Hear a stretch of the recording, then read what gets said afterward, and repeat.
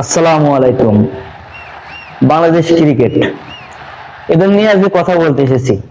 আজকে এদের নিয়ে কথা বলার যে মেন বিষয়টা হচ্ছে, হ্যাঁ, আপনাদের মনে একটা ছোট্ট একটা প্রশ্ন জাগতে পারে যে আমি বাংলাদেশের ক্রিকেট নিয়ে কথা বলছি, বাংলাদেশের যে চ্যাম্পিয়ন্স ট্রফিতে যে খেলা খেললো সেই বিষয় নিয়ে কথা বলছি, আমি বরিশালের জার্সি দিয়ে কথা বলছি কেন? আমি তো চাইলে বাংলাদেশের জার্সি গায়ে দিয়ে কথা বলতে পারি।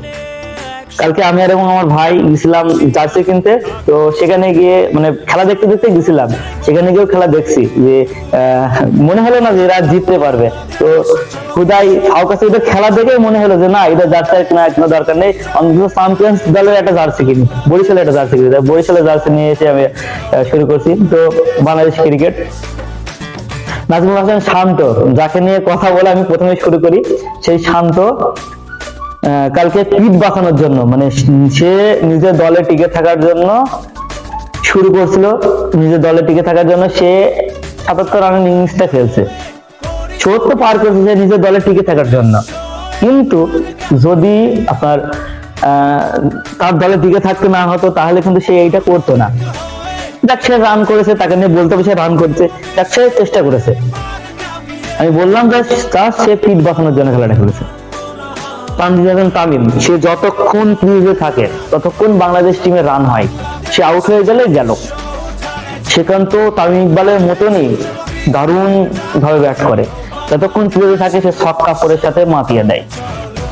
তারপর মেহেদী হাসান মিরাজ, বরাবরের মতন তিনি এই ম্যাচটাও ভালো শুরু করছিলেন, ছক্কা মেরে ফোর মেরে, কিন্তু লাস্টে গিয়ে তিনি একটা বাজে শট খেলতে গিয়ে আউট হয়ে গেলেন।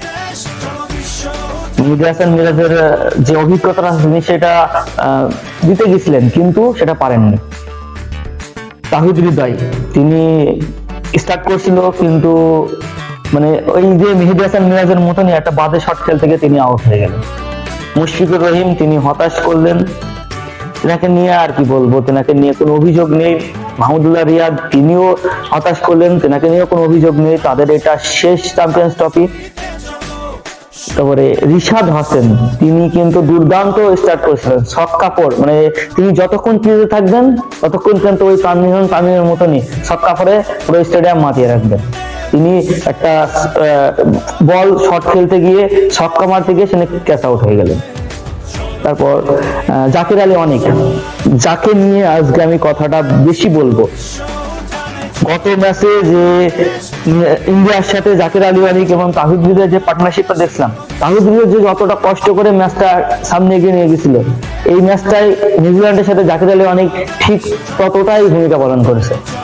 জাকির আলী অনেকে যে যখন আউট হয়ে গেল, রান আউট হয়ে গেল, তখন আপনারা খেয়াল করে দেখবেন তার যে মুখের যে চাহনি, তার যে এক্সপেরিয়েন্স, মানে সে মুখের যে তার মুখের দেখলে বোঝা যায় যে সে কতটা দুঃখ পেয়েছিল, সে দেশের জন্য খেলতে গিয়ে কতটা দুঃখ পেয়েছিল। ৪৫ রানে মিস হওয়ার কারণেই সে রান আউট হয়ে গেল। তাসকিন আহমেদ, তিনি মানে এটা রানটা হয় না, তারপরেও তিনি রান আউট হয়ে গেল।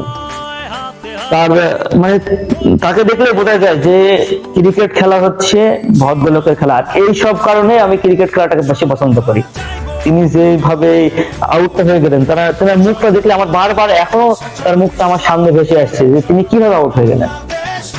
তাসকিন আহমেদ, তিনি কিন্তু বোলিং ভালো করেন, সাথে সাথে ব্যাটিংটাও তিনি চেষ্টা করেন, মানে তার পার্টনার যে থাকে সেই পার্টনারটাকে ভালো পার্টনারশিপ করার জন্য তিনি চেষ্টা করেন। তিনি 10 রান করলেন। মুস্তাফিজুর রহমান, তিনিও চেষ্টা করেছিলেন। নাহিদ রানা, সে তো বলার, সে তো নতুন, তাকে নিয়ে কি বলবো, তার কোনো দোষ দেখছে না, কপালের দোষ। বাংলাদেশ হেরে গেল, এটা ব্যাড লাক। ইনশাল্লাহ বাংলাদেশ সামনেবার আবারও চেষ্টা করবে। শান্ত ভাই, তুমি যেটা বললা যে আর্জেন্টিনা ৩৬ বছর পরে ফার্স্ট ম্যাচ হেরে গিয়ে তারপরে জিতলো, আর্জেন্টিনার পরিসংখ্যান আলাদা আর বাংলাদেশের পরিসংখ্যান আলাদা। আমরা ৩৬ বছর কাপ মাইনি, তারপরেও আর্জেন্টিনার সমর্থনরা আর্জেন্টিনাকে সমর্থন করে ছাড়ে নাই, আর এটা তো আমাদের নিজেদের দেশ বাংলাদেশ, তো বাংলাদেশকে আমরা সাপোর্ট করবো না। তো দোয়া থাকবে তোমাদের জন্য, আগামীতে তোমরা অনেক ভালো করবে। সকলে ভালো থাকবেন, সুস্থ থাকবেন। আল্লাহ হাফেজ, আসসালামু আলাইকুম।